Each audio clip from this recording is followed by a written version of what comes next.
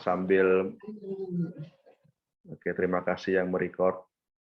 Sebelum kita mulai acara pada pagi hari ini, kami ucapkan terima kasih atas kehadiran Pak Clay selaku pembicara dari kegiatan webinar ini.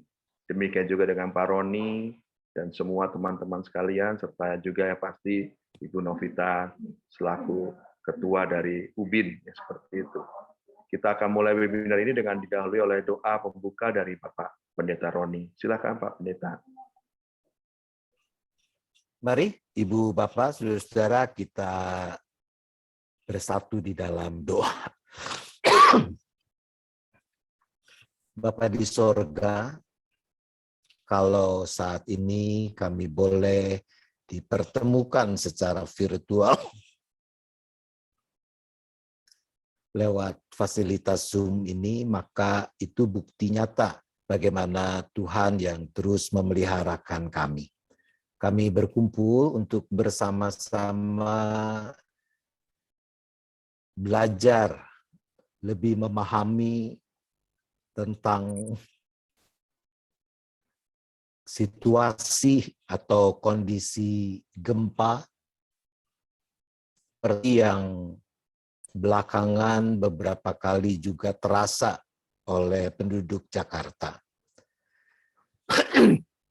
Kami bersyukur untuk sahabat kami, Clay, yang sebentar akan berbagi pengetahuan tentang bagaimana memahami dan mengatasi gempa bagi kami yang tinggal di Jakarta khususnya.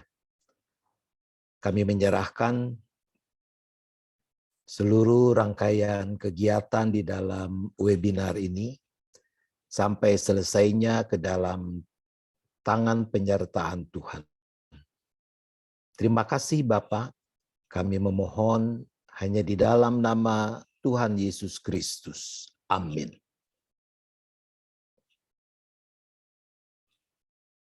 Oke, terima kasih Pak Roni. Bapak Ibu sekalian, kita akan memulai perbincangan atau webinar pada hari ini yang akan dibawakan oleh Bapak Clifford mengenai gempa. Ya. Kita tahu bahwa gempa salah satu bencana yang juga ya bisa dikatakan cukup sering juga terjadi di negara kita Indonesia, bahkan juga di kota Jakarta ini baru-baru ini juga kita juga merasakannya sendiri bagaimana gempa itu membuat panikan, ketakutan, kecemasan ya, terutama bagi mereka yang bekerja di gedung-gedung tinggi seperti itu ya di kota-kota di Jakarta daerah pusat ya gitu ya, yang sangat khawatir kalau ada gempa ini, sehingga kita perlu minimal kita mendapatkan insight, mendapatkan bagaimana cara kita menghadapi gempa andaikan memang itu terjadi, ya amit-amit ya kalau itu terjadi pada kita, dan bagaimana kita mencari tempat perlindungan, mencari tempat supaya aman semuanya. Memang perlindungan yang paling aman itu memang berasal dari Tuhan yang Maha Kuasa, Tuhan pencipta langit dan bumi. Tapi kita juga harus juga menyadari bahwa ada beberapa tempat yang memang mungkin kita berada di tempat yang tidak pas gitu ya. Nah, disinilah kita akan coba mendengarkan dari Pak Clifford, mungkin akan membicarakan masalah gempa dari mulai sisi kejadiannya seperti apa, dan yang paling utama adalah yang perlu kita pastikan adalah bagaimana upaya kita mendapatkan berbagai pengetahuan untuk menyelamatkan kita dari gempa tersebut. Saya persilakan Bapak Clifford untuk menyampaikan materinya.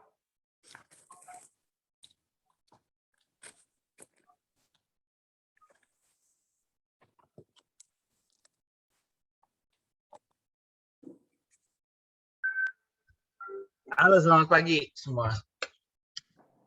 Jelas Kak suara saya, Pak Deot? Jelas Pak, jelas. Oke. Terima kasih. Pertama saya berterima kasih karena kesempatan ini saya boleh berbagi pengetahuan. Dan saya memang selalu ingin berbagi pengetahuan ini supaya orang banyak mengerti dan menjadi tidak panik. Serta kalau bisa saya berharap bahwa banyak orang akan berbagi juga pengetahuan yang didapat hari ini sehingga menjadi berkat bagi banyak orang. Pertama, memberi edukasi buat orang-orang itu jauh lebih berguna daripada kita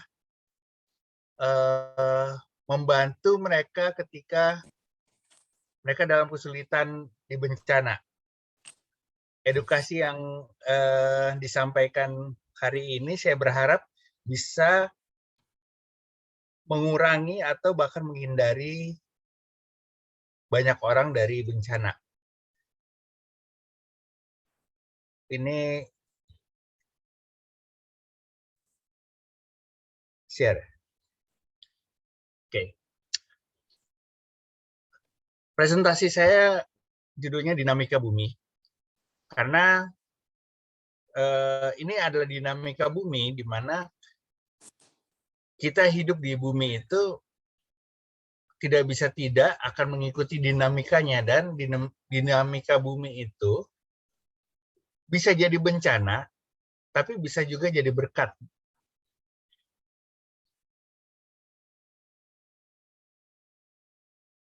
Kita perlu tahu tentang irisan bumi. Tempat kita berpijak itu adalah bagian bumi paling atas dan paling padat. Disebut kerak bumi. Itu hasil dari pembekuan cairan yang ada di bawah kerak bumi. Jadi di bawah tempat kita berpijak ini kira-kira 100 km di bawah itu ada lapisan cair yang sangat panas. Dia memiliki tekanan tinggi dan mengandung gas. Itu yang dikenal disebut magma. Jadi magma itu membeku dan kita berdiri di atas magma yang beku, gitu. Sedangkan kita perlu ingatkan bahwa bumi ada pergerakannya sendiri. Pertama, dia berputar pada porosnya dan dia bergerak mengitari matahari. Bisa bayangin ya, di satu bola yang isinya cairan panas bertekanan, dia muter-muter, kemudian dia juga diputar mengitari matahari. Itu kalau minuman dingin tuh ya, minuman kaleng, kita guncang-guncang gitu, kan mau nggak mau cairan dalamnya tuh bakal menggelegak gitu ya, dan dia akan mendesak ke atas. Nah, itu yang terjadi dengan magma ini. Karena perputaran bumi, karena pergerakan bumi, dia jadi menggelegak, dan dia berusaha untuk keluar dari lapisannya.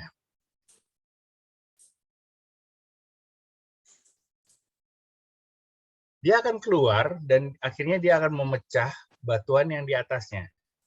Itu yang paling tipis dan paling gampang dipecah itu batuan di tengah laut. Itu kerak samudra. Sehingga membuat bumi terpecah-pecah, dan ketika dia memecah itu, dia membuat retakan, dia akan menggeser kerak samudra itu, batuan di lautan itu, bergeser ke sampingnya. Jadi dia akan selalu naik, dia geser ke sampingnya. Kira-kira di mana itu terjadi? Kalau ini peta dunia, maka yang paling dekat dengan kita itu ada di selatan Australia. Di selatan Australia, dan yang mempengaruhi kita, selain di selatan Australia, itu ada di sebelah timur dari Australia, di Samudra Pasifik.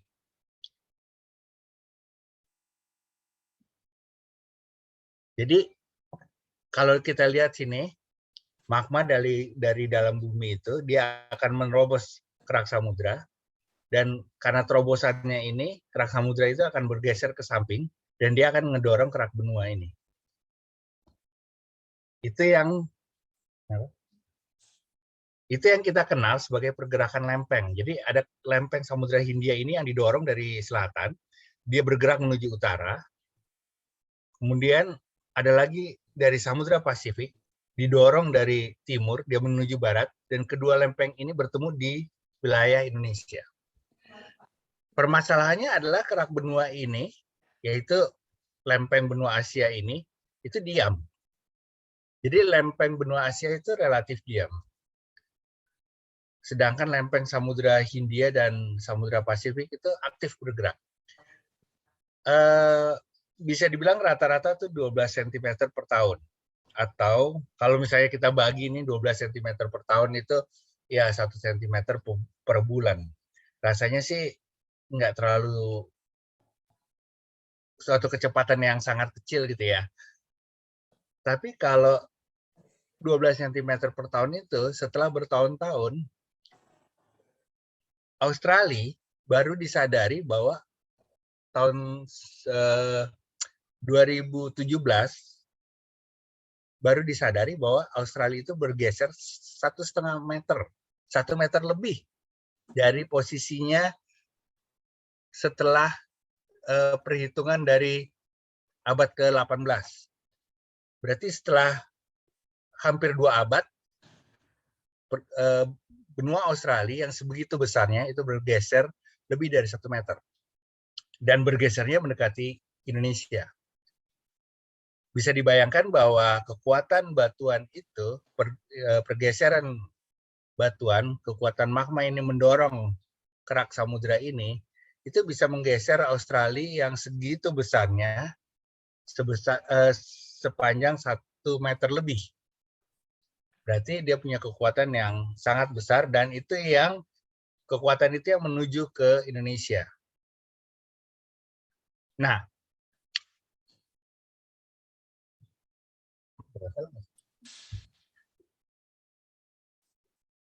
ketika lempeng samudra itu bertemu dengan kerak benua, yang jadi masalah bahwa si kerak samudra itu masuk atau menyusup ke bawah kerak benua, dan itu yang biasa kita kenal sebagai penunjaman. Dibilang menunjam di bawah lempeng benua. Nah, ketika penunjaman itu terjadi, akan terjadi gesekan yang melepaskan energi dan kita rasakan sebagai gempa. Ketika dia bertemu, dia bergesek di atas, kita ngerasain sebagai gempa dangkal.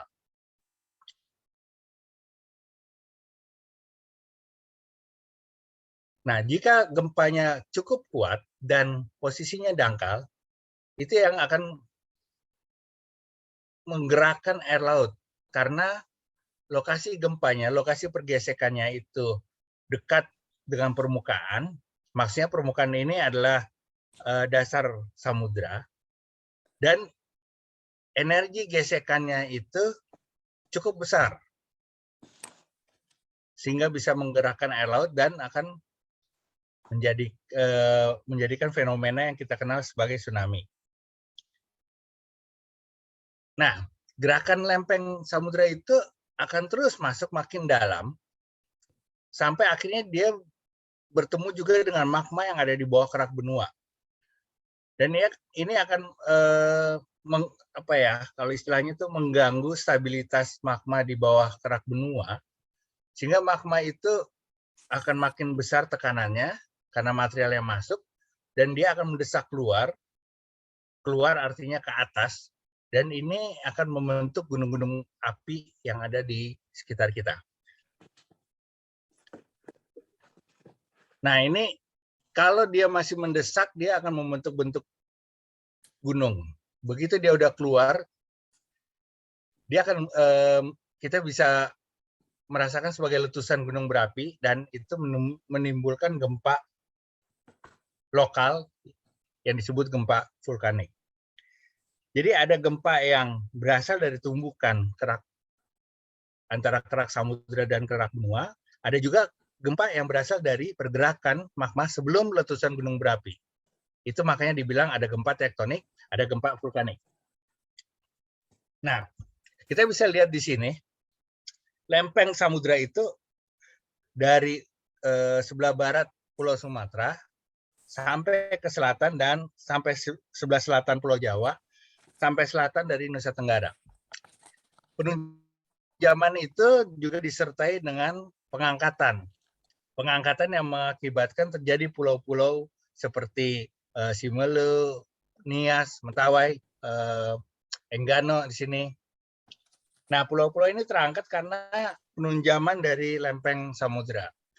Pengangkatan yang disediakan penunjaman lama-lama dia akan patah dan membentuk yang dikenal sebagai thrust fault, jadi sesar naik. Nah, karena thrust fault itu dari ujung Sumatera sampai ke selatan Jawa, sepanjang itu sebesar itu yang disebut megathrust. Megathrust ada di sebelah selatan dan barat dari Indonesia, tetapi megathrust itu juga terbagi dari beberapa lempeng. Beberapa bagian yang tidak bergerak bersamaan, tetapi bergerak bisa dibilang bergantian. Bergantiannya itu satu lempeng bergerak, kemudian lempeng sebelahnya atau lempeng yang lain. Itu bisa kita rasakan ketika kita merasakan bahwa pertama terjadi gempa. Kita tahu tahun 2004 tuh gempa Aceh terjadi. Artinya bagian dari kerak yang sebelah Aceh yang bergerak. Baru 1 tahun kemudian terjadi gempa Nias. Artinya ada pergerakan di blok yang lain yang sekitar Nias. Setelah itu ada gempa Jogja tahun 2006.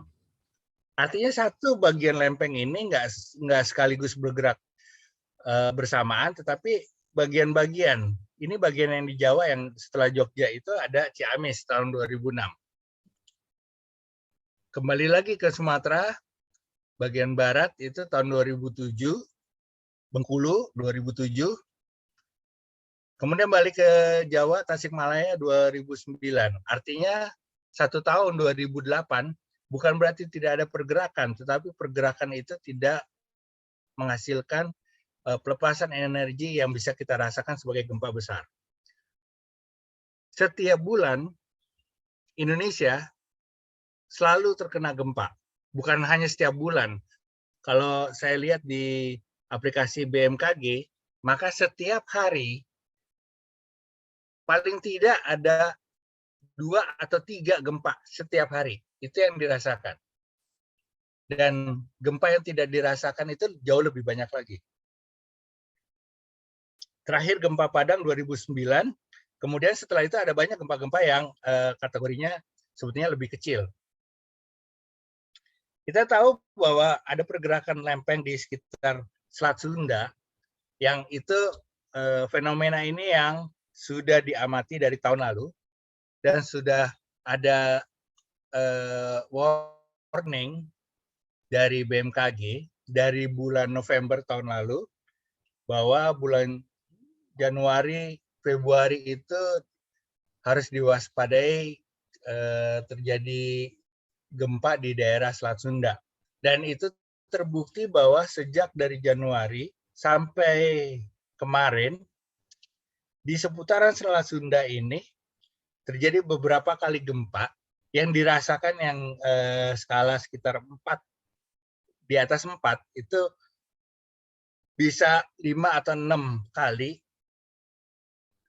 Dan areanya itu bukan hanya Selat Sunda, tapi dari Selat Sunda, Banten, sampai ke selatan dari Sukabumi, dan sedikit ke Bengkulu.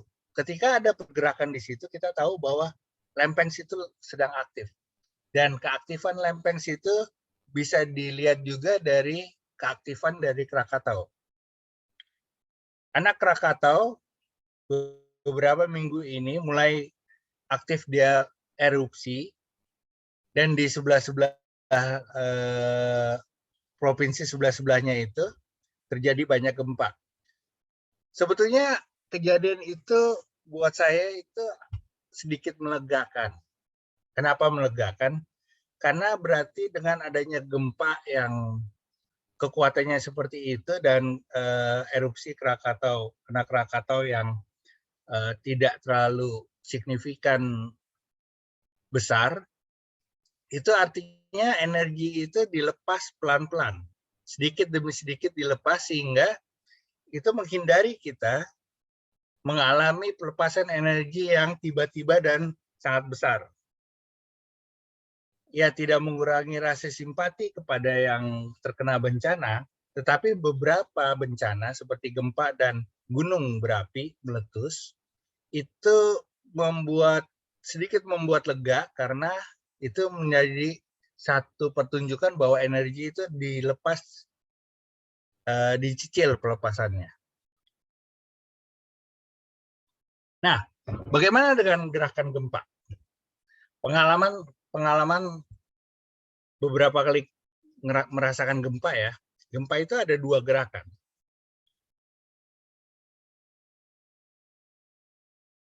Bisa dihilangin. Nah, ada gerakan yang horizontal. Daun pintu dan benda yang bergantung itu berayun-ayun.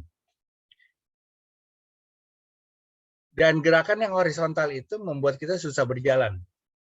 Kalau gerakannya makin kuat, kita makin jalan 5 meter aja tuh rasanya susah. Jadi jalan tuh seperti berjalan dalam gerbong kereta api. Pengalaman tinggal di bangunan tinggi. Bangunan makin tinggi bangunannya, maka goyangan itu makin terasa. Kalau kita ada di lantai 20 dengan ada di lantai 2, maka yang di lantai 20 itu akan merasa bahwa gempanya lebih besar perasaannya. Di Jakarta selama ini adalah gerakan horizontal seperti itu. Nah, ada yang gerakannya vertikal. Gerakan vertikal itu kita rasakan seperti kita berdiri di pinggir jalan yang rusak, kemudian ada truk kontainer lewat di depan kita dan ngebut. Getarannya itu bikin kita susah berdiri karena getarannya itu ke atas bawah. Dan kita tuh akan terguncang-guncang gitu sampai rasanya tuh kaki itu buat berdiri aja lemes ya. Nah, ini yang bisa ngerusak bangunan, terutama genteng-genteng itu biasanya langsung meluncur. Nah, getaran dua ini yang horizontal dan vertikal itu tergantung dari seberapa besar gempanya dan seberapa dekat kita dengan pusat gempa. Pusat gempa di Jakarta itu paling dekat itu sekitar 150 km dari Jakarta. Kalau Jakartanya hitungannya dari Cawang itu berarti sekitar 120 km, paling dekat. Dan yang aktif sekarang itu sekitar 200 km. Makanya kita akan merasakan di Jakarta itu akan gerakan yang horizontal, yang seperti kita berada di gerbong kereta api, ke kiri, ke kanan, ke kiri, ke kanan. Gerakan vertikal ini beberapa kali saya rasakan ketika saya berada di luar kota, di luar Jakarta, dan berada di dekat dengan pusat gempa.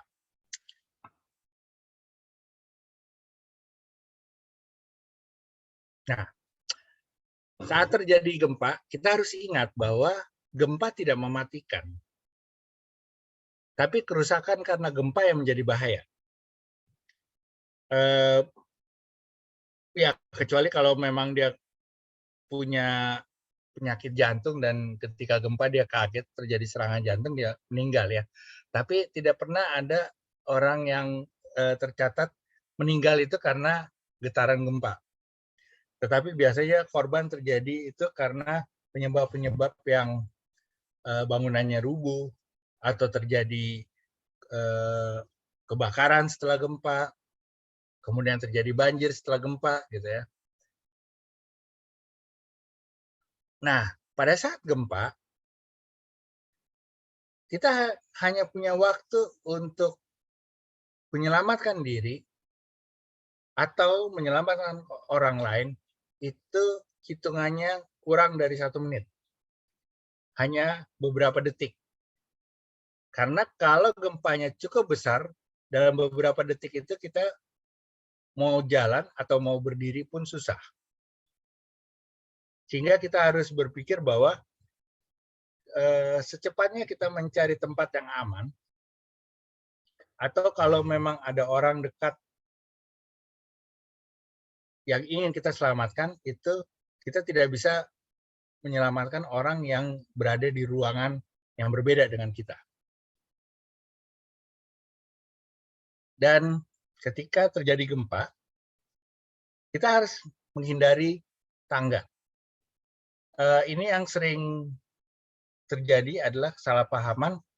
Banyak orang yang ketika gempa terjadi, dia ada di lantai atas, dia langsung lari turun tangga. Ketika gempa Jakarta terjadi, gempa itu tidak menimbulkan korban, tetapi korban yang luka-luka ringan atau dia cedera ringan, itu terjadi karena buru-buru menuruni tangga dari gedung-gedung. Banyak yang karena panik dia jatuh terkilir. Ada juga korban yang karena terburu-buru dia jadi jatuh dan karena di belakangnya buru-buru juga jadi keinjak.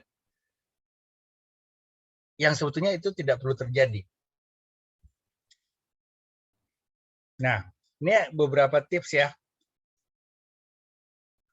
Yang perlu diwaspadai adalah ketika saat terjadi gempa, waspadai kabel listrik yang terputus atau ada peralatan listrik yang jatuh.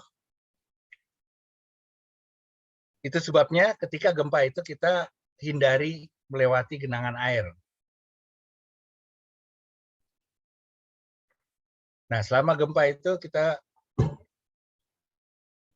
harus perhatikan tentang saluran air dan tabung gas. Kalau tabung gas itu jika terjadi kebocoran ya langsung matikan. Ketika kita lagi masak itu begitu gempa nomor 1 matiin dulu kompornya baru kita menyelamatkan diri. Nah, bagaimana menyelamatkan diri? Pertama, apa yang harus dilakukan? Jika sedang memasak, segera matikan api kompor. Kemudian mencari tempat yang aman untuk berlindung. Itu tidak bisa jauh-jauh. Kenapa saya bilang tidak bisa jauh-jauh? Ada banyak kejadian ketika terjadi gempa dan lari keluar dari bangunan atau berusaha untuk keluar dari ruangan itu, belum sampai ke pintu, udah jatuh dan berdiri aja susah gitu.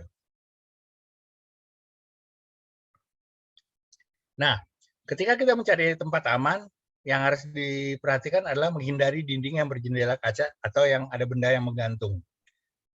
Yang pertama pasti kita mencari bawah meja. Di bawah meja ini dari dulu kita udah dikasih tahu kalau gempa masuk ke bawah meja. Tapi kenyataannya sekarang meja-meja yang kita punya itu tidak memungkinkan kita untuk masuk ke bawah meja. Satu-satunya meja di rumah saya yang bisa kita masuk di bawahnya itu hanya meja makan. Itu pun kadang-kadang terhalang dengan beberapa benda. Kemudian yang salah satu tempat aman kalau kita lagi tidur dan kita terbangun karena gempa, itu kita cuma perlu berguling ke samping tempat tidur. Kemudian ambil bantal dan lindungi kepala.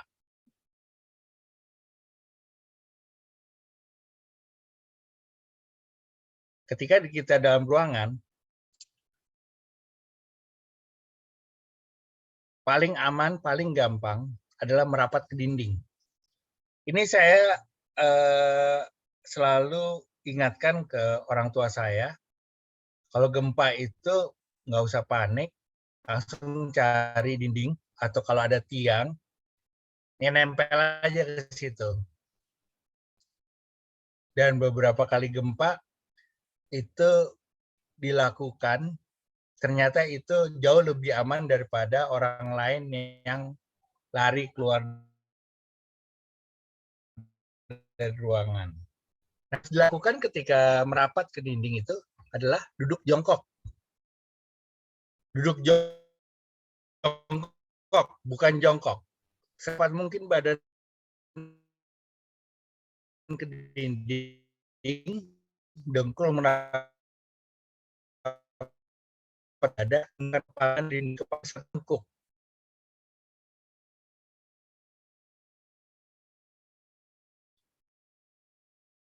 Dilakukan nanti, kemudian secara tenang keluar dari bangunan. Dan keluar dari bangunan itu hindari kerumunan orang-orang yang panik.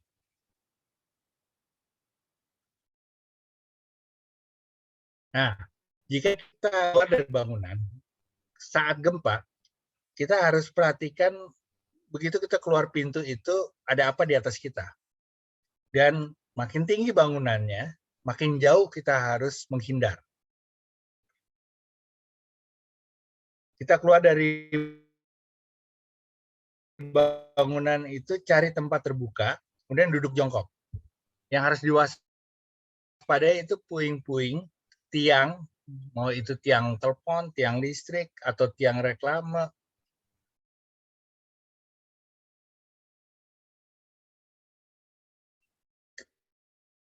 Karena menimpa.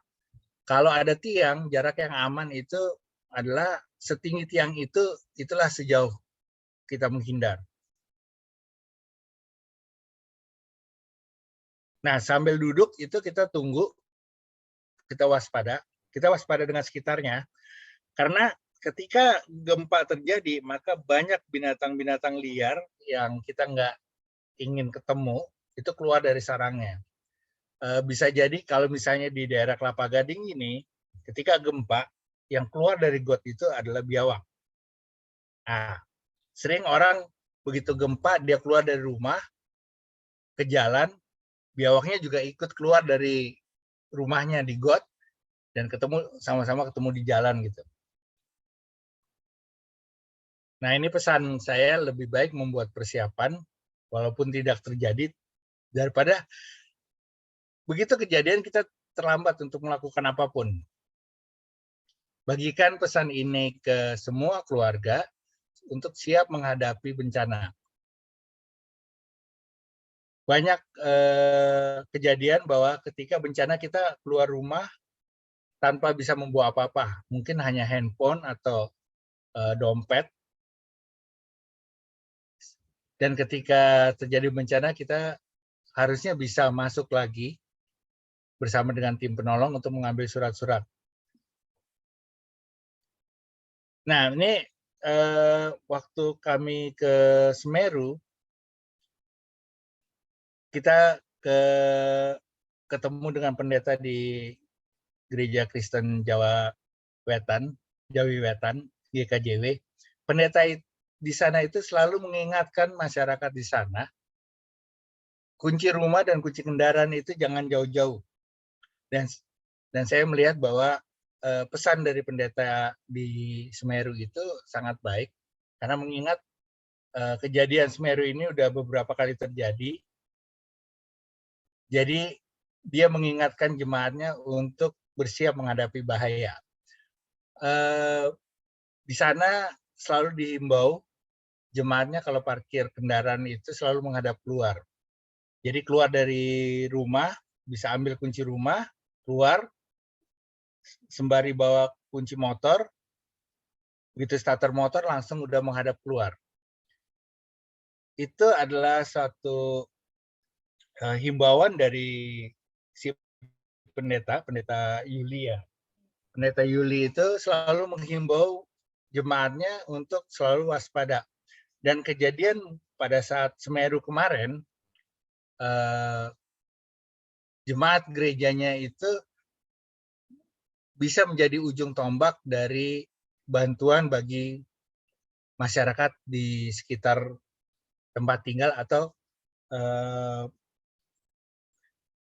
Pronojiwo itu punya pos di Oro-Oro Ombo, dan Oro-Oro Ombo itu menjadi pos terdepan dari GKJW untuk menghadapi musibah Semeru. Itu mereka membuat persiapan jauh sebelum kejadian Semeru. 2 atau 3 bulan sebelumnya sudah diingatkan. Dan sebelum-sebelumnya sudah disiapkan bagaimana prosedur kalau mereka menghadapi bencana. Nah, itu artinya mereka memiliki kesadaran tentang tempat tinggal mereka dan siap menghadapi bencana. Saya sangat berharap bahwa ini bisa menjadi manfaat bagi kita semua. Terima kasih. Ya, terima kasih Pak Clay telah memberikan penjelasan mengenai asal muasalnya gempa sampai kepada terjadinya, dan juga tentunya yang tidak kalah penting adalah bagaimana kita berupaya untuk menyelamatkan diri kalau andaikan memang terjadi di tengah-tengah kita saat di ruangan atau di rumah seperti itu ya. Ini sangat bermanfaat bagi kita semua. Silakan bagi yang mau bertanya, mungkin ada pertanyaan yang mau disampaikan. Kita diskusi di sini, bertanya dan nanti akan dijawab oleh Pak Clay. Silakan.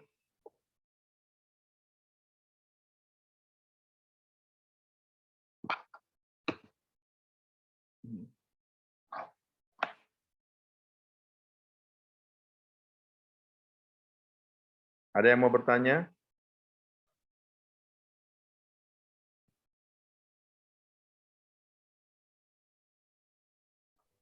Oh, tidak ada. Saya mau tanya Pak Deot. Oke, silakan Bu Nani. Ya, selamat pagi Pak Clay. Terima kasih penjelasannya. Saya cuma mau nanya begini. Kira-kira bagi kami gitu ya penduduk Jakarta, berapa kali kan memang merasakan cukup berasa begitu ya gempa itu. Nah, ada nggak ya indikasi begitu sebelum getaran itu berasa? Jadi apa ya yang supaya kita benar-benar bisa aware, kita siap-siap dulu nih gitu. Apalagi kalau lagi di gedung yang cukup tinggi, sehingga dengan misalnya goyangan yang sangat ringan gitu, kita udah langsung siap sedia untuk keluar atau seperti apa sebelum terjadi yang lebih besar. Itu aja Pak Clay. Terima kasih.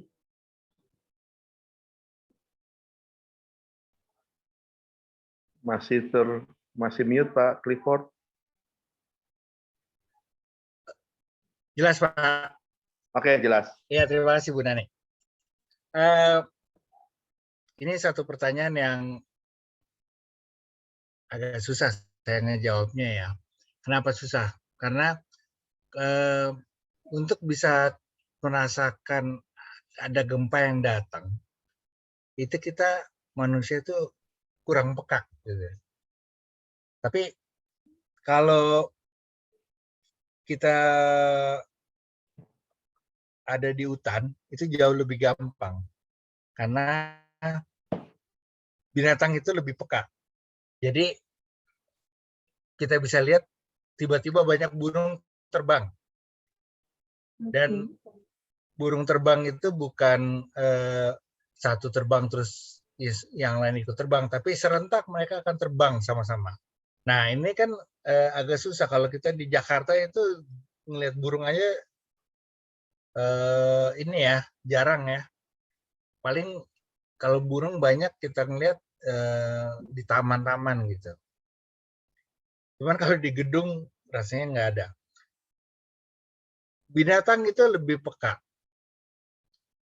Tetapi sebelum gempa kita bisa mendeteksi, itu tidak ada satupun alat yang bisa mendeteksi ada gempa. Jadi gempa bumi itu akan datang tiba-tiba. Sebelum terjadi getaran yang lebih besar itu memang kita bisa merasakan getaran yang lebih halus. Yang halus itu akan terasa duluan, itu yang dirasakan oleh binatang. Nah, beberapa binatang itu akan gelisah, terutama unggas, itu akan gelisah di kandangnya. dan perilaku hewan itu akan terlihat dia pengen cari selamat gitu. Kalau mau ngedeteksi ada gempa ya mungkin perlu piara burung sih. Kalau ada banyak burung gitu kita bisa tahu ketika burung itu Ya. gelisah semua. Tapi untuk kita bisa mendeteksi itu atau kita mau siap-siap nggak bisa.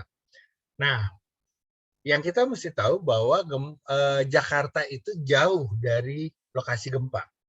Yang saya bilang tadi, gempa-gempa yang beberapa minggu ini terjadi itu sekitar 200 km dan kita ngerasain sebagai goyangan yang sebetulnya skalanya tuh skala 2 dari 12. Jadi kita coba ngerasain goyang, nah, tapi karena kita tidak terbiasa dengan merasakan gempa, kita jadi di Jakarta tuh jadi lebih panik. Saya pernah merasakan di Mentawai ketika membantu kaum di Mentawai, kita biasanya sore sampai menjelang tidur itu kita ngobrol di teras, dan itu hampir setiap malam ya habis maghrib lah gitu ya, kita udah sekitar jam 9 itu ya kita ngobrol, itu pasti merasakan gempa. Dari gempa-gempa kecil yang goyang-goyang kecil sampai agak besar, ya paling kita ketawa-ketawa aja. Dan orang sana tuh kalau dapat goyang kayak gitu, ya udah biasa. Nah, goyangan yang sama itu kalau di Jakarta, kita jadi panik. Intinya adalah bagaimana kita mengendalikan emosi kita untuk tidak panik ketika menghadapi gempa. Itu jauh lebih penting daripada kita tahu gempa itu. Begitu, Bu Nani. Oke, Cinani. Ya, boleh. Jawab ya, ada pertanyaan ya. Saya tanya satu lagi boleh? Silahkan, Bu. Oh, ya. Tadi kalau nggak salah begitu ya, mohon maaf ya saya off kamera Pak Clay. Jadi saya tadi lihat salah satu cara kita melindungi diri adalah dengan bersandar kepada dinding begitu ya, dengan apa sih namanya duduk berlutut begitu apa melipat begitu ya. Nah, pertanyaan saya begini, kalau mungkin rumah atau perumahan dengan fondasi atau tembok yang cukup baik begitu ya, mungkin kemungkinannya kan kecil untuk roboh gitu ya. Saya beberapa kali pernah lihat itu perumahan dindingnya itu tipis sekali Pak Clay.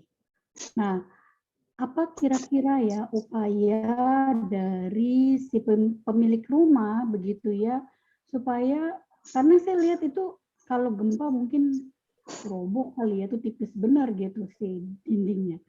Selain bersandar ke dinding, apa gitu Pak? Terima kasih Pak. Tanda rahmat Tuhan, Bu. Paling, Bu. Nih.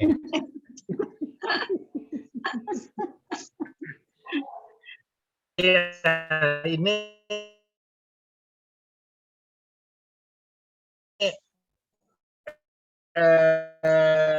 ini adalah saran yang saya sering bagikan.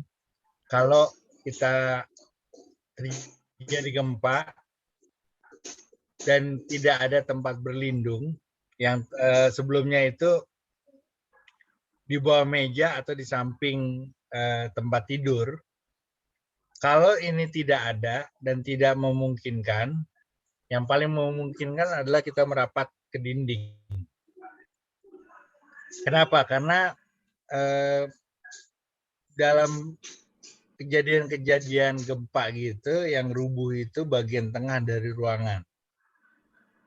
Bagian tengah? Bagian tengah dari ruangan.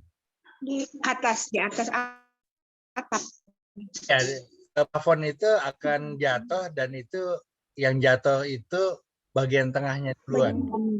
Jadi itu sebabnya kita merapat ke dinding, duduk jongkok. Lindungi kepala. itu kenapa begitu? Karena kalau kita duduk jongkok, kalau kita jongkok aja itu kita bakal jatuh. Tapi kalau kita duduknya bersila atau duduk yang membuat kita nyaman, itu kita tidak siap untuk berdiri. Lari.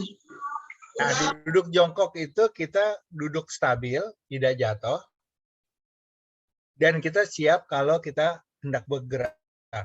Nah, kalau di bangunan-bangunan yang semi permanen, itu biasanya nggak ada yang lantai dua kan. Jadi akses untuk keluar dari bangunan itu dekat. Kalau itu misalnya saya lagi di warung gitu, ya kalau gempa ya saya nggak mau diem di warung karena kemungkinannya warungnya atapnya nggak kuat gitu ya. Saya akan keluar, saya ambil kemungkinan bahwa saya akan pelan-pelan keluar dengan tenang sambil pegangan. Setelah di luar itu saya akan menghindar sejauh mungkin dari bangunan. Itu kalau kita ada di lantai dasar gitu ya. Tapi kalau kita ada di atas lantai 2, kita mau meninggalkan bangunan, kita akan melewati tangga. Nah, pilihannya menjadi kita tunggu sampai getaran itu selesai.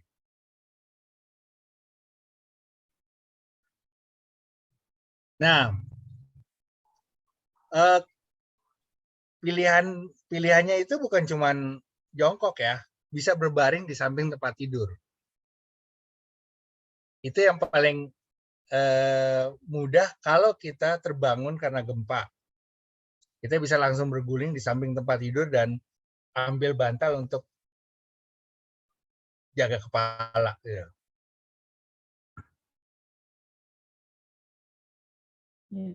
Terima kasih Pak Clay. Ya, terima kasih Pak. Ada lagi yang mau bertanya? Silakan. Ya, Pak Deot. Silakan, Bu Naning ya. Ya. Nah, silakan Bu Naning. Ya, terima kasih Pak Clay.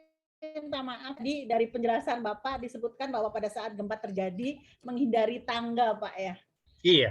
Sedangkan kalau sedang ada di gedung yang tinggi terjadi gempa, lalu sebaiknya gimana Pak? Kalau harus menghindari tangga, keluarnya gimana? Tetap diam di ruangan atau bagaimana gitu Pak? Merapat ke dinding, Bu. Gimana Pak? Merapat ke dinding. Oh, jadi cuma merapat ke dinding aja, jangan malah lari keluar. Karena biasanya kalau tinggal di apartemen kan pada panik lari turun lewat tangga.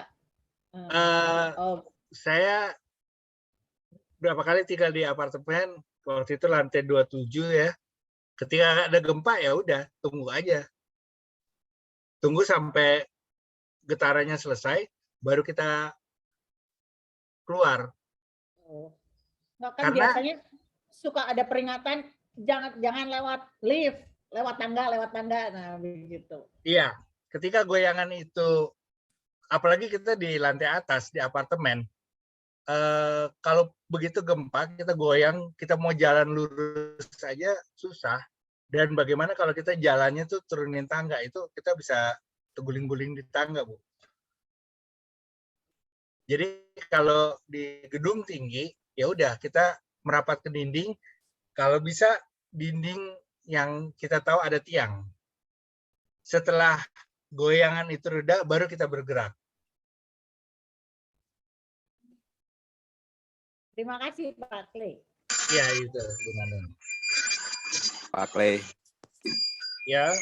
Pak Clay, saya mau coba sharing aja untuk yang bagaimana penanganan gempa pada saat untuk gedung-gedung bertingkat ya, seperti gedung-gedung apartemen maupun kantor-kantor yang tinggi. Pengalaman saya begini, sesuai dengan asosiasi di pengelola gedung itu. Pertama, Bapak Ibu, pada saat terjadi gempa itu, pertama memang benar apa yang disampaikan Pak Clay, jangan panik. Ikuti langkah-langkah yang seperti Pak Clay sampaikan tadi, berlindung pada bagian-bagian yang memang kokoh. Artinya misalnya tadi di bawah meja, kemudian di bawah tempat tidur kalau bisa, kemudian di sisi tiang-tiang yang tegak, cari segitiga kehidupan seperti itu ya. Nah, dan hindari dinding kaca, ya, bagian-bagian yang kaca itu hindari. Nah, setelah itu selesai gempa itu, biasanya si pengelola gedung itu akan melakukan semacam evakuasi atau paging, ya. Kalau pengelola gedungnya benar, mereka akan mengumumkan pada seluruh penghuni gedung untuk stay, untuk tetap diam selama guncangan itu berlangsung. Setelah reda, guncangan itu baru mereka akan perintahkan untuk evakuasi keluar gedung. Nah, bagaimana evakuasi lakukan itu? Pertama, kalau gedung-gedung yang sudah dirancang secara baik, itu sejak evakuasi dilakukan atau misalnya alarm dibunyikan, itu lift itu tidak akan berfungsi. Lift itu akan secara otomatis akan turun ke lantai bawah. Jadi Bapak Ibu tidak bisa menggunakan lift. Yang bisa digunakan adalah tangga darurat. Tangga darurat didesain sangat kokoh, artinya seluruh dinding-dinding itu pakai masif beton sehingga kalau terjadi gempa pun masih bisa bertahan dalam waktu beberapa lama. Jadi Bapak Ibu menggunakan tangga darurat untuk keluar gedung secara perlahan. Jangan panik selama itu turun tersebut. Karena kalau membuat panik malah membuat jadi masalah. Jadi ya bisa jatuh di tangga, keseleo di tangga dan sebagainya. Nah, setelah begitu keluar tangga, itu mereka biasanya langsung keluar gedung. Dan seperti yang Pak Rektor sampaikan, hindari area sekitar gedung. Harus sejauh mungkin, kalau bisa memang setinggi bangunan itu berada. Misalnya bangunan itu tinggi 100 meter, berarti 100 meter dari situ, supaya menghindari jatuhnya material-material dari bangunan yang karena goncangan tersebut, misalnya kaca, ataupun material-material keramik atau tembok-tembok seperti apa, ya. Nah, setelah itu keluar, dia mulai tempat namanya tempat berkumpul, titik kumpul assembly point gitu ya. Nah, disitulah tempat yang paling aman menurut pengelola gedung. Nah, setelah itu tim pengelola gedung biasanya akan melakukan checking ke seluruh gedung untuk melihat feasibility berarti kelayakan gedung tersebut. Apakah ada hal-hal yang mengkhawatirkan terhadap gedung tersebut. Kalau memang tidak ada hal-hal yang mengkhawatirkan, biasanya pengelola gedung itu akan mengumumkan kembali, Bapak Ibu gedung dalam kondisi aman dan Bapak Ibu silakan untuk bisa menghuni kembali ke gedung tersebut. Seperti itu. Nah, yang perlu diperhatikan sebenarnya adalah aftershock atau gempa kedua, gempa susulan, gitu ya. Nah, kita nggak tahu gempa susulan itu bisa lebih kecil atau lebih besar. Nanti mungkin Pak Clay bisa jelaskan juga ya. Nah, biasanya jadi setelah gempa pertama selesai, itulah saat yang tepat, memang setelah selesai reda itu, Bapak Ibu bisa turun ke bawah dan tunggu di bawah sampai benar-benar ada pengumuman baik dari pengelola yang akan menginformasikan bahwa misalnya gempa susulan sudah tidak ada dan gedung kondisinya aman sehingga Bapak Ibu bisa naik ke atas. Itu saja informasinya.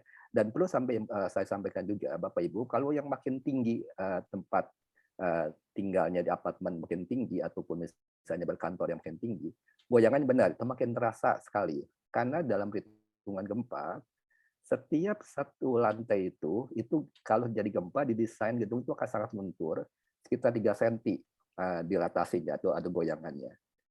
Jadi bayangkan kalau gedungnya 20 lantai, berarti di paling atas itu di 20 lantai itu gedung akan bergeser sekitar 60 cm. Ya, jadi goyangannya Bapak Ibu bisa dirasakan seperti gempa yang kemarin terakhir itu. Kalau yang berada di atas lantai 21 misalnya, berarti ada 60 cm kira-kira gedung itu akan bergoyang gitu ya. Memang tidak terasa. Goyangannya makanya agak sedikit membuat jadi mual gitu ya pada orang-orang yang tidak terbiasa. Itu saja Pak Clay, tambahan dari saya sharingnya. Terima kasih Pak Yanto. Oke, ada lagi yang mau ditanyakan? Masukan dari Pak Yanto sangat baik sekali ya. Kalau Boleh, ya, Pak. silakan Bu Teli. Ya, saya tidak mengikuti dari awal dan tidak pakai kamera ya. Saya mau dengar aja. Itu tadi penjelasan kalau terjadi gempa di suatu ruangan atau gedung ya. Saya nggak tahu apa kalau kita sedang di luar gedung misalnya sedang berkendaraan, langkah apa yang kita ambil untuk ya mungkin minggirnya kemana gitu, berhentinya di mana gitu. Karena kalau di kendaraan belum tentu kita ikut merasakan, paling mungkin kalau dengar radio atau apa ya. Kalau di kendaraan mungkin kurang, kalau gempanya sedang-sedang aja kurang merasakan mungkin ya. Saya juga kurang tahu, tapi saya berpikir kalau kejadian itu kita di dalam kendaraan harus berhenti mencari tempat yang bagaimana kalau kita merasakan itu. Terima kasih. Oke, terima kasih. Dari pengalaman ya, Ya, kita yang di kendaraan itu tidak merasakan gempa gitu. ya. Di yang di bawah itu apa, yang berjalan itu ngerasa, dan Ya. kita yang di kendaraan tidak merasakan. Tetapi kita bisa lihat bahwa di pinggir jalan itu bisa tiba-tiba terjadi kerumunan atau hamburan orang keluar dari bangunan. Tuh, Atau kita bisa lihat bahwa ada yang bergerak. kabel listrik itu goyang-goyangnya. Nah, Ya. itu ketika itu terjadi, yang harus dilakukan adalah pasang lampu hazard, Oh, oke. kemudian berjalan pelan-pelan. Oke. Tidak berhenti ya. Ya. Jalan pelan-pelan, pasang lampu hazard, jalan pelan-pelan. Setelah jalan pelan-pelan itu, kita sambil mencari tempat yang terbuka. Maksudnya Bukan. tidak ada tiang listrik dan tidak ada pepohonan, tidak ada rambu-rambu jalan, Oke. sehingga kita di dalam mobil itu aman. Jangan sampai mobilnya malah ketimpa pohon atau ini. Nah, Iya. kalau ada lapangan terbuka, bisa parkir mobil di situ. Keluar. Enggak, tidak. Buka lock, kunci mobil itu dibuka dan seatbeltnya buka. Tetapi tidak keluar dari mobil. Oh. Nah, jadi setelah kita berhenti, kita buka seatbelt dan buka kunci pintu, tetap di dalam mobil, Lampu asal tetap jalan. tetap nyala. Ya. Nah, tidak keluar dari mobil dan tidak buka pintu, gitu. Oh. Kenapa? Supaya ini ada pertimbangannya bahwa kalau memang gempanya itu membutuhkan kita untuk evakuasi, selesai dari getaran itu, kita bisa langsung jalan mobilnya. Tapi ada kejadian banyak kasus, mobil jalan, berhenti, mesin dimatikan, setelah gempa, mesinnya nggak bisa nyala. Oh. Itu ada ya namanya tuh EMP ya, energy magnetic pulse dari getaran itu akan mematikan mesin. Oke. Dan membuat susah dinyalakan lagi. Oh. Jadi jangan dimatiin mesinnya. Dan dikunci mobilnya. Enggak, kita di mobil itu kita tetap diam di dalam mobil. Kunci mobil itu kita buka. Iya. Kunci pintu ya, kunci lock itu kita buka dan seatbelt kita buka. Okay. Tapi tidak meninggalkan mobil dan mesin tidak dimatikan. Iya. Oh, mesin tidak ya, tetap hidup. Oke. Saat kita tetap di dalam mobil, kita menunggu mesin jangan dimatikan. Iya.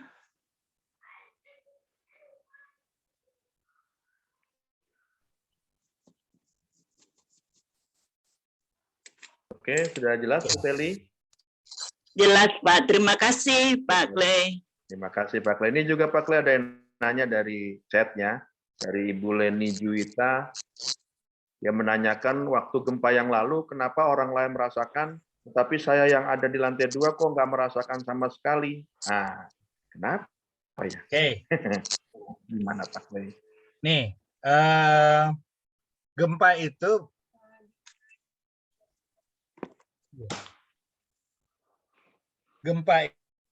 kita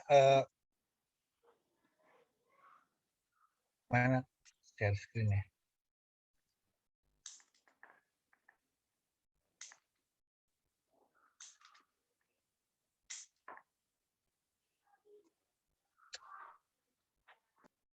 Gempa itu yang kita rasakan intensitasnya terlalu kecil, sehingga hanya orang-orang yang diam dan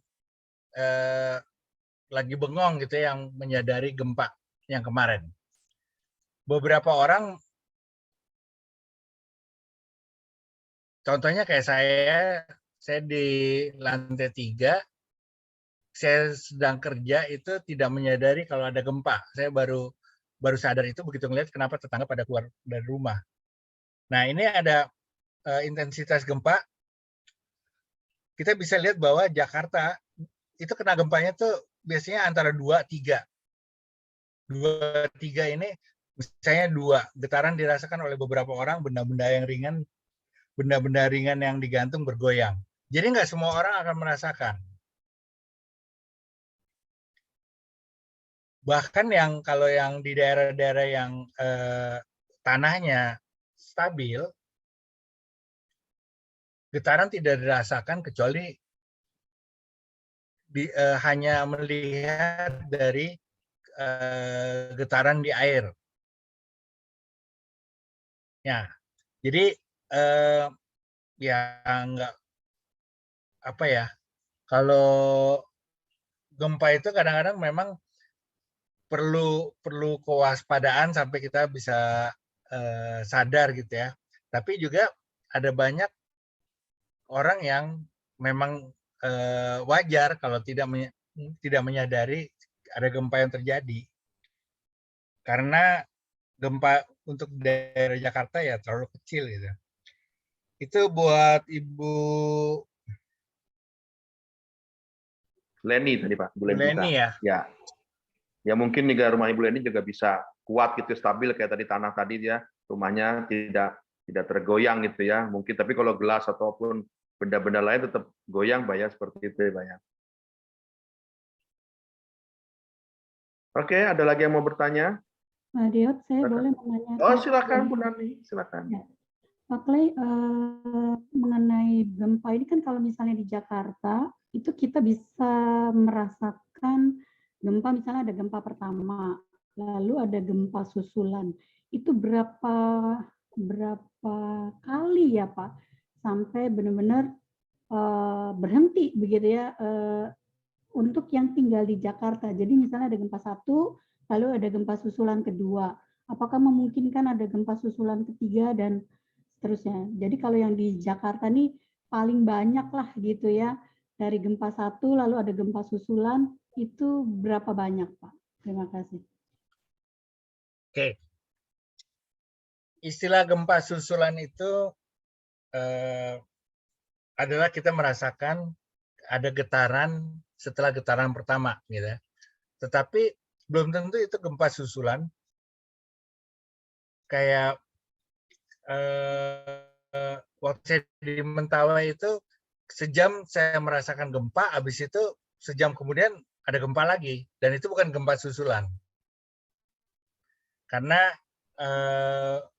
kejadian-kejadian gempa itu bisa potensi itu bisa dekat-dekat. Sebetulnya istilah gempa susulan itu kalau kita berada dekat dengan daerah gempa, di mana satu getaran itu akan disusul oleh getaran kedua yang saya tadi jelaskan, bahwa getaran pertama itu kita goyang-goyang kiri kanan. Kemudian getaran kedua itu kita akan terlonjak-lonjak. Nah, itu adalah gelombang gempa kedua.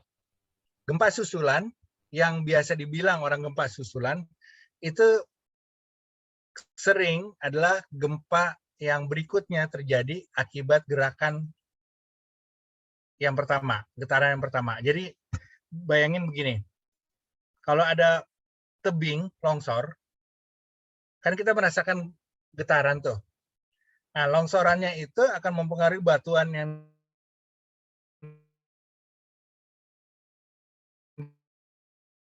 di sebelahnya. Longsor. Jadi longsoran yang berikutnya bukan longsoran susulan, emang dia longsor. Seperti tadi saya bilang nih, gimana ya? Nih ya, getaran gempanya itu ada dua. Itu yang disebut gempa susulan. Dalam satu gempa ada dua getaran, dan getaran itu yang satu horizontal, yang satu secara vertikal. Nah, ini adalah gempa susulan. Dan gempa vertikal ini atau gempa susulan ini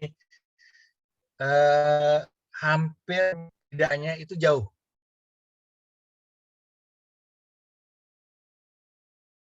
Dan pusat-pusat gempa di sekitar Jakarta itu cukup maksudnya batuannya cukup kuat untuk meredam getaran gempa. Jadi gempa itu selain dia ngeluarin energi itu juga diredam oleh batu-batuan yang masif ya, batu-batuan yang padat.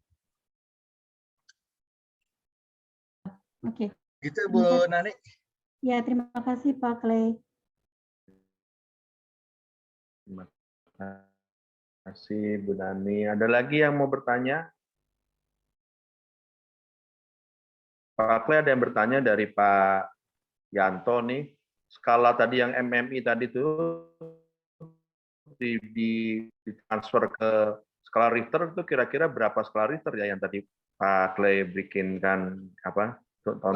Tonjol apa? Nah. Ini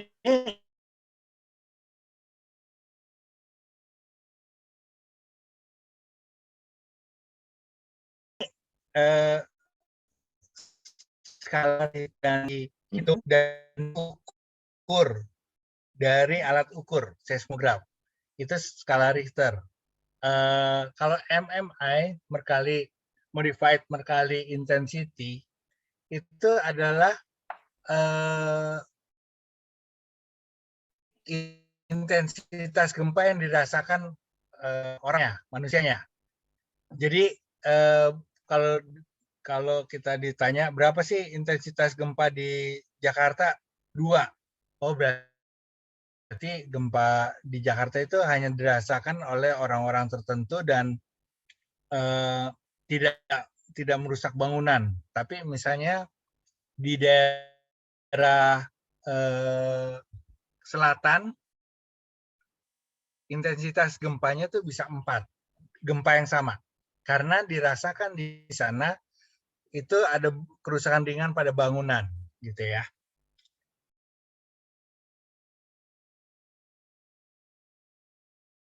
Itu untuk MMI. Nah, itu adalah hasil dari pengukuran seismograf. Itu mengukur besarnya energi yang dilepas oleh batuan. Jadi bisa disimpulkan kalau MMI-nya makin besar berarti orang tersebut berada dekat dengan pusat gempa gitu ya Pak ya? Iya. Oke. Misalnya gini, skala Richternya 4.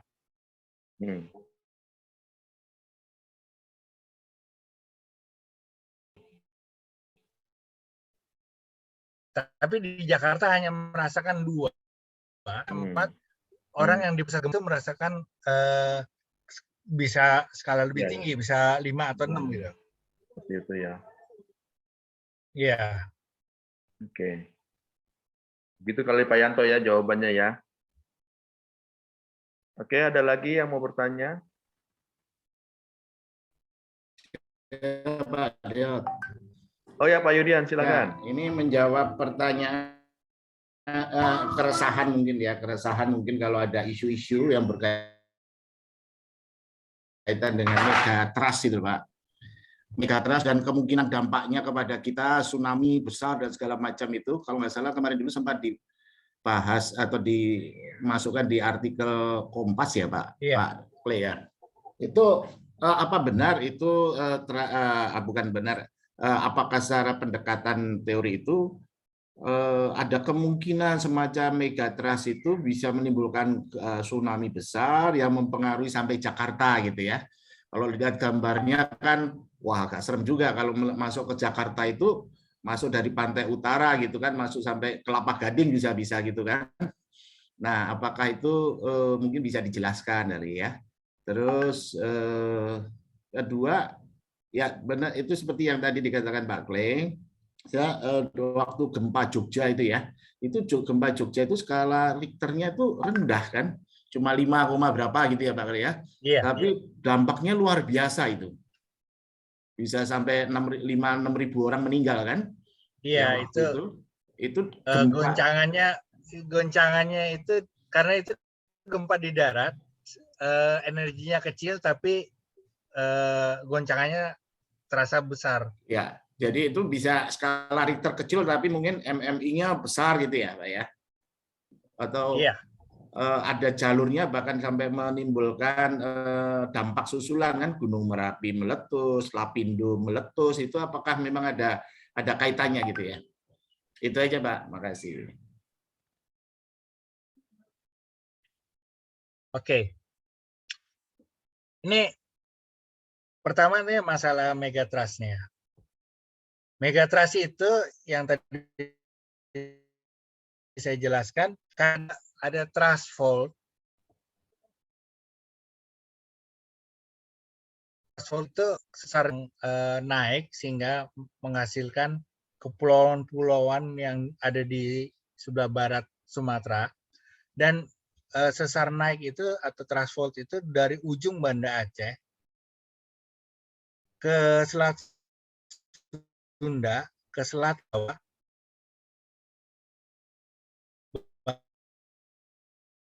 bahkan ke selatan dari karena besarnya seperti itu dibilang megatrust. Tetapi megatrust itu tidak bergerak sekaligus bergerak, yang seperti tadi saya perlihatkan bahwa pergerakannya itu perbagian-perbagian.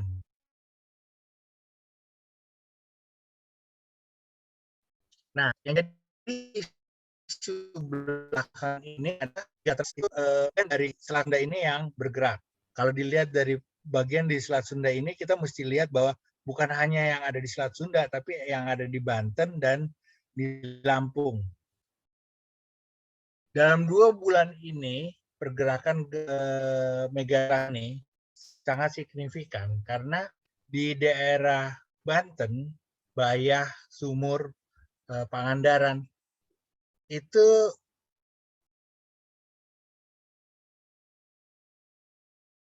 udah berkali-kali terjadi gempa. Daerah yang sama, daerah Sumur itu bisa 2 kali gempa. Dan gempa itu selang waktunya itu agak panjang. Jadi bukan sebagai gempa susulan, tapi memang gempanya ada 2 di situ ya. Tapi skalanya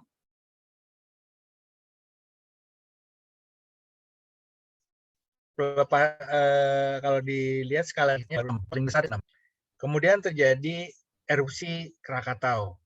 Itu yang tadi saya bilang. Ini sedikit melegakan karena energi yang besar itu dilepas pelan-pelan. Yang dikhawatirkan terjadi megatrust, terus kemudian terjadi pelepasan energi yang besar, itu buat saya dengan melihat fenomena ada gempa-gempa di sekitar situ dan erupsi yang terjadi sedikit melegakan karena artinya energi itu dilepas pelan-pelan. Jadi yang dikhawatirkan kalau energi itu tidak dilepas pelan-pelan, tapi itu sendiri, dan itu yang jadi bahaya tsunami. Yang dikhawatirkan ketika terjadi tsunami tsunami di daerah selatan. Hitungannya itu antara 1 sampai 3 jam sampai Jakarta. Tetapi efeknya bukan sebuah tembok air yang akan menyapu Jakarta, tidak. Itu karena dia harus berbelok di ujung Banten ini, gempa dia lurus, itu dia akan makin besar. Tapi kalau dia harus belok, itu dampaknya akan terjadi kenaikan air laut. Dan kenaikan air laut itu diperhitungkan ya sekitar 5 meter ya buat Jakarta. Tetapi bukan seperti yang kita suka lihat di film-film, ada tsunami yang nyapu gitu. Justru yang di Kalimantan ini yang lebih rawan karena tsunami-nya lurus langsung ke daerah Kalimantan gitu. Itu masalah trust fault ya. Terus masalah gempa itu memang agak susah sih ya. Mau dicari penyebabnya itu jauh dari kita gitu ya. Jadi untuk isu yang ini jangan terlalu dikhawatirkan gitu ya, Pak Yudian ya.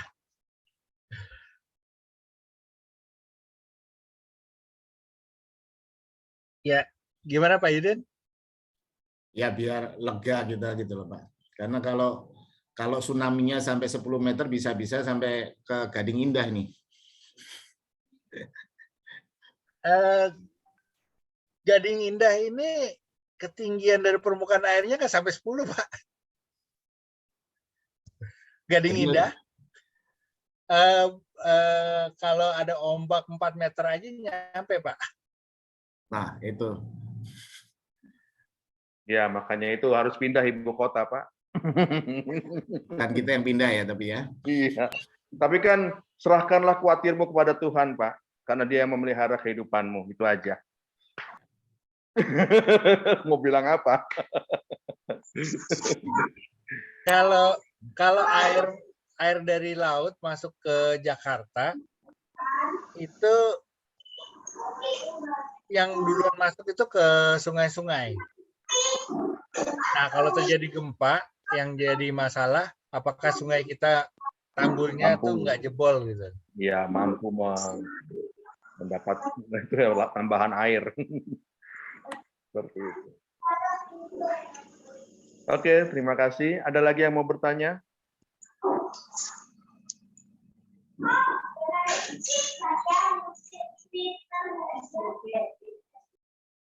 Halo, ada yang mau bertanya kembali? Kalau saya tadi juga saya dapat banyak insight di sini, jadi terima kasih Pak Clay, dan tadi juga pertanyaan dari Pak Yanto juga tadi juga sangat bagus untuk menambah kami dalam mempersiapkan ya, menghadapi kalau memang terjadi situasi itu. Dan biar bagaimanapun tentunya harus ada latihan-latihan sedikit lah, bagaimana cara menghadapinya, bagaimana cara menyelamatkannya kalau memang terjadi situasi itu.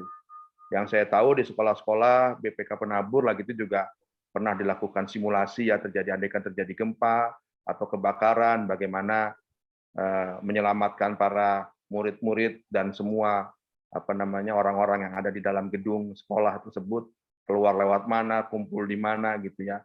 Mungkin ini juga bagus kalau misalnya di gereja juga ya, sekali tempo kita perlu dilakukan simulasi agar jangan kaget kalau misalnya terjadi sesuatu yang tidak kita inginkan, yang biasanya datangnya seperti pencuri di malam hari gitu kan, yang kita tidak siap-siap tiba-tiba nongol gitu ya. Ya mungkin ya dari PMJ maupun dari BPMJ menyiapkan, atau K2B ya mungkin ya Pak Yanto ya, untuk bisa mengarrange kapanlah waktunya yang terbaik, tentunya setelah pandemi ini sedikit reda gitu ya, untuk bisa kalau misal terjadi sesuatu pada saat ibadah, apa yang harus dilakukan, apa yang harus diperbuat, kemana kita harus berlari, berjalan, atau harus diam, karena kan ada juga yang ibu-ibu yang atau para lansia yang lagi ibadah, apa yang harus dilakukan. Nah, seperti itu. Dan itu harus dicoba. Karena kalau tanpa dicoba, cuman hanya mendengarkan saja itu biasanya kurang apa kata orang Jawa, kurang plek gitu ya, kurang masuk gitulah ya. Kalau ada dicoba otomatis karena terbiasa dengan latihan, maka akan terbiasa juga kalau kita suatu saat, ya mudah-mudahan tidak terjadi, menghadapi seperti itu. Itu yang sangat menjadi pemikiran kami dan juga bisa diterapkanlah di gereja supaya tanda kutip ya selamat. Memang di gereja kita menghadap kepada Tuhan, tetapi bukan berarti pada saat itu harus menghadap Tuhan semua ke surga gitu ya. Ya Pak Diot, jadi buat tambahan aja Pak Diot. Jadi memang kami dari Majelis Jemaat GKI Gading Indah juga sudah melakukan antisipasi beberapa hal yang berhubungan dengan masalah fenomena gempa bumi ataupun evakuasi kebakaran dan sebagainya seperti itu ya. Jadi memang dari tim K2B, Majelis Jemaat yang dipimpin oleh K2B juga itu sudah melakukan beberapa kali simulasi sebenarnya. Jadi pada saat sebelum pandemi 2019 yang lalu, kita sudah memanggil beberapa pakar juga untuk melakukan training dengan beberapa anggota jemaat kita dan juga aktivis ya di Penabur waktu itu ya, bagaimana menangani pada saat terjadi kalau kebakaran, kemudian terjadi gempa bumi ya, dan bahkan juga training pada saat itu sebelum pandemi itu bagaimana kalau terjadi masalah ada pandemi gitu ya, yang kita khawatirkan ternyata ada terjadi pandemi gitu ya. Jadi memang puji Tuhan juga waktu itu K2B sudah terbentuk sebelum pandemi berlangsung, sehingga at least Gading Indah sudah siap pada saat itu untuk menangani hal-hal yang bersifat darurat. Itu Pak Diot. Ya, mungkin itu baru di BPK Penabur Pak ya, belum terjadi di gereja GKI kita ya. Kita ya mungkin juga sekali waktu di GKI-nya sendiri gitu ya. Betul. Yang di mana tentu tanda kutip ruangannya lebih sempit, lebih kecil, dan harus diantisipasi jumlah orang yang membeludak akan keluar gitu lari. Nah seperti apa ya, perlu dilatih lah seperti itu. Kalau di Penabur kan mungkin cukup besar, sisi untuk orang keluar ya dari tangga itu bisa dari kiri ke kanan, bisa leluasa lah, tanda kutip seperti itu. Ya mungkin yang belumnya ya dicoba di rumah kita sendiri yang menjadi second home kita itu, yaitu di GKI Gading Indah itu sendiri. Ya mungkin ya, jadi PR bagi K2B lah untuk melaksanakannya. Terima kasih. Ada lagi Bapak Ibu, sebelum memang ini cukup 1,5 jam kita sudah berbicara, sudah bertanya dan juga mendapat penjelasan. Oh ada yang nanya, apa itu K2B Pak Yanto? Minta dijelaskan pada Pak Yanto, K2B. Mungkin ada yang belum tahu di antara yang hadir pada hari ini. Oke, ya. Ya Bapak Ibu, terima kasih. Ada pertanyaan menarik juga, baik. Jadi memang K2B itu singkatan dari keselamatan dan kesehatan beribadah, yaitu satu unit atau badan pelayanan dari GKI Gading Indah yang dibentuk oleh Majelis Jemaat untuk tugasnya adalah mengorganisir mengenai kegiatan-kegiatan yang berhubungan dengan tanda kutip bencana ya. Artinya misalnya gini, bagaimana untuk mengatasi misalnya kalau terjadi gempa, kemudian kebakaran, kemudian bahkan misalnya terjadi pandemi seperti sekarang ini. Nah, tim ini yang akan mengusulkan kepada Majelis Jemaat mengenai hal-hal yang berhubungan seperti itu, bagaimana seperti prosedur-prosedurnya, kemudian SOP-nya, kemudian bagaimana mengatasi misalnya ada tim gugus tugas juga seperti gugus tugas COVID yang saat ini dibentuk adalah bagian dari perpanjangan K2B. Dan puji Tuhan juga dari wilayah sudah ada namanya tim TWP ya, tim wilayah peduli, itu juga perpanjangan tangan juga dari K2B kemudian ke TWP seperti itu. Nah, jadi Bapak Ibu memang K2B ini akan memikirkan juga mengenai hal-hal seperti misalnya bagaimana kalau untuk seperti sekarang misalnya untuk kebaktian online ya, protokol kesehatannya seperti apa yang mesti diperhatikan, hal apa saja yang mesti dilengkapi dari sisi gedung gerejanya, misalnya infrastrukturnya, misalnya disinfektannya, kemudian alat untuk misalnya untuk membasmi kumannya, kemudian hal-hal semuanya berhubungan dengan protokol kesehatan ya, termasuk juga misalnya pada saat melakukan tes apa saja, melakukan tes antigen dan sebagainya. Jadi setiap setiap peserta ataupun tiap petugas yang melakukan Kamol itu setiap minggu kita lakukan semacam tes antigen. Nah, itu adalah hal-hal yang memang prosedur yang dibuat oleh K2B yang sudah disetujui oleh MC. Gunanya apa? Untuk membuat kita lebih nyaman dan lebih aman dalam kita melakukan ibadah di gedung gereja. Itu Bapak Ibu penjelasannya. Oke, terima kasih Pak Yanto. Semoga penjelasan dari Pak Ray maupun dari Pak Yanto juga bisa membawa pengetahuan bagi kita semua ya. Jadi kita bisa lebih beribadah dengan tenang gitu ya, karena sudah ada protap-protap yang kita akan pakai untuk menjaga keselamatan dan kesehatan dalam ibadah seperti itu. Kalau memang tidak ada lagi pertanyaan atau ada lagi satu, saya buka. Sebelum kami tutup, sudah 1,5 jam lebih kita bertemu. Dari Pastira ada yang mau disampaikan? Enggak, Pak. Terima kasih aja buat Pak Clay yang sudah berbagi informasi supaya kita nggak terlampau panik juga ya kalau ada goncangan lagi. Jadi Bapak Ibu siap-siap nanti ya kalau pandemi sudah reda, kebaktian sudah berjalan di gedung gereja, tiba-tiba di tengah khotbah berhenti, kita evakuasi, latihan. Nah, iya. Nanti habis latihan masuk lagi, khotbah dilanjutin, diulang dari awal.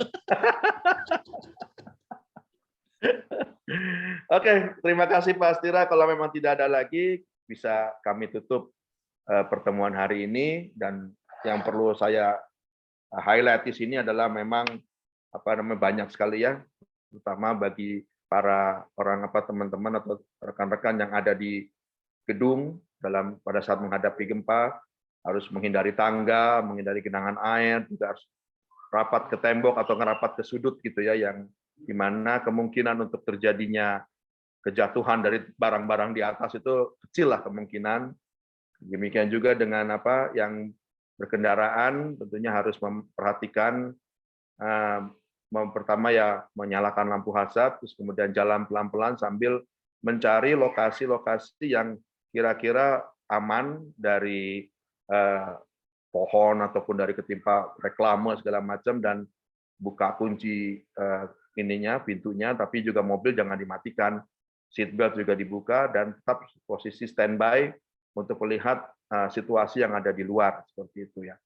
Demikian juga dengan tadi juga sudah diterangkan juga masalah bagaimana gempa itu terjadi, dan memang Indonesia sebagai daerah yang tempat bertemunya patahan-patahan tadi itu ya, atau kerak-kerak bumi tersebut yang memang tidak bisa dihindari.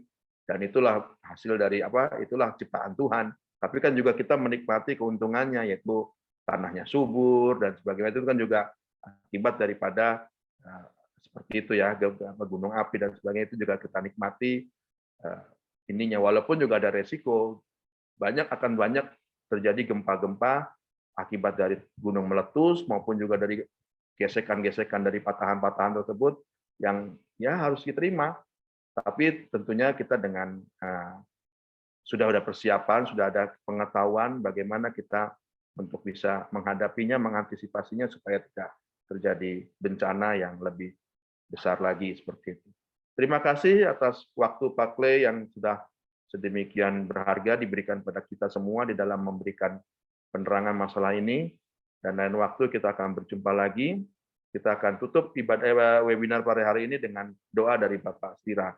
Silakan Pak Astira. Mari Bapak Ibu kita berdoa. Ya Tuhan, kami bersyukur bahwa hari ini kami diingatkan.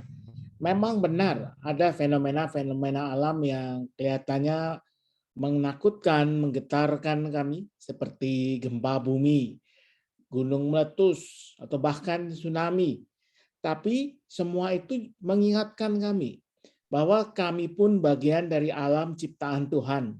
Alam yang sungguh amat sangat baik seperti kata kitab suci, tetapi juga alam yang tidak sempurna, karena hanya Tuhanlah yang sempurna. Maka biarlah dengan demikian kami disadarkan sehebat apapun manusia, semaju apapun teknologi kami, tapi kami harus belajar menghargai alam ciptaan Tuhan ini, dan dengan demikian juga kami menghormati, tunduk kepada Sang Pencipta, yaitu Tuhan sendiri. Kami boleh belajar hidup bersama dengan ciptaan lain, dengan alam ciptaan Tuhan. Kami tidak takut berlebihan, tidak hidup dalam kekhawatiran, tetapi kami hidup dalam kesiapsediaan untuk apapun yang terjadi. Kami sudah diperkaya hari ini bagaimana cara menjaga diri, menjaga keluarga, bahkan juga kami tentu dipanggil untuk bisa menjaga orang lain yang ada di sekitar kami, membantu mereka-mereka yang membutuhkan bantuan. Karena untuk itulah Tuhan hadirkan kami juga di tengah sesama kami.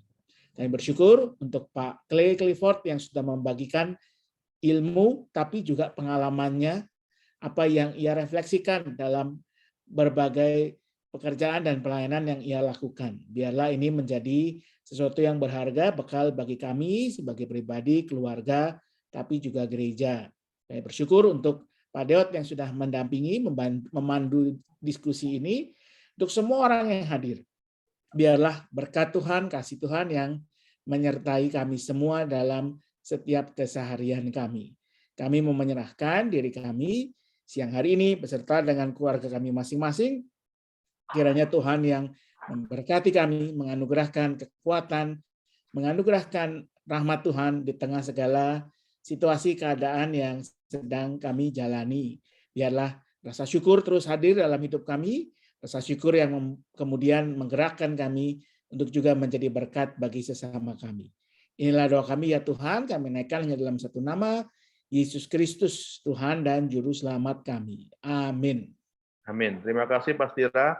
Sebelum Terima kasih, Pak kita Clay. bubar, tolong Ya. kita akan foto bersama, tolong dihidupkan kameranya.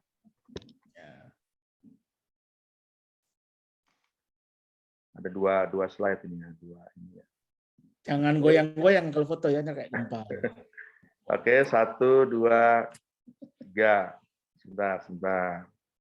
Satu ini lagi, satu slide lagi.